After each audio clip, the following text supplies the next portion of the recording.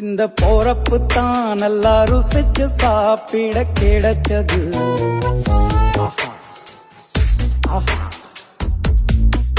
அத நினைச்சுத்தான் மனோபோலகம் முழுவதும் பருக்குது. அட சுட சுட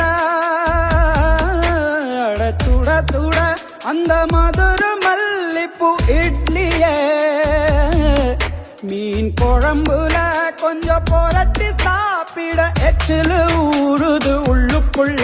இந்த போறப்பு தான் நல்லா ருசிச்சு சாப்பிட கிடைச்சது. இந்த போறப்பு தான் நல்லா ருசிச்சு சாப்பிட கிடைச்சது. அத நினைச்சுத்தான் மனோபோலகம் முழுவதும் பருக்குது.